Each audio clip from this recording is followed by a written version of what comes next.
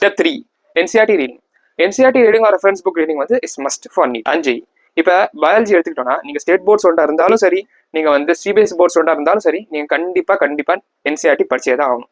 ஏன்னா 98 to 99% of questions is from NCERT in biology. So நீங்கள் NCERT வந்து ஸ்கிப்பே பண்ண முடியாது. எல்லா இதையுமே நீங்கள் NCERTல படிச்சு தான் ஆகணும். Each and every corner of the page of NCERT is important. இப்போ NCERTல இங்கே இந்த இடத்துல போடுற NCERTல யூனிட் ஆரம்பிக்கிறதுக்கு முன்னாடி ஒரு சின்ன ஒரு இன்ட்ரடக்ஷன் பேஜ் மாதிரி கொடுத்துருப்பாங்க. அதை நம்ம எப்பவுமே ஸ்கிப் பண்ணுவோம். ஆனால் அதுலேருந்து இந்த வாட்டி கொஸ்டின்ஸ் கேட்டிருக்காங்க. அதே மாதிரி சம்மரி பேஜ்லேயும் வந்து அங்கேருந்து கொஸ்டின்ஸ் கேட்டிருக்காங்க. ஸோ நீங்கள் என்ன பண்ணணும், எந்த இடத்தையுமே ஸ்கிப் பண்ணாமல் NCERT இருக்க எல்லா நூக் அண்ட் கார்னரையும் படிக்கணும்.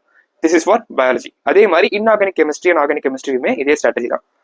அப்புறம் பிசிக்கல் கெமிஸ்ட்ரி எடுத்துட்டீங்கன்னா அதுக்கு நம்ம NCERT பண்ணணுமா அப்படின்னு கேட்டிங்கன்னா படிக்கணும்னு அவசியம் கிடையாது. ஆனால் அதில் உள்ள கொஸ்டின்ஸ் செலக்டட் கொஸ்டின்ஸ் வந்து சில கொஸ்டின்ஸ் வந்து ரொம்ப டஃபாக இருக்கும் NCERTலே. அந்த கொஸ்டின்ஸ் மட்டும் நீங்கள் பிசிக்கல் கெமிஸ்ட்ரி ப்ராக்டிஸ் பண்ணுற மாதிரி பாருங்க. அப்புறம் இன்ஆர்கானிக் அண்ட் ஆர்கானிக் பொறுத்த வரைக்கும் இன்ட்ரெஸ்ட் கொஸ்டின்ஸை நீங்கள் ஒரு வாட்டி ப்ராக்டிஸ் பண்ணுற மாதிரி பாருங்க.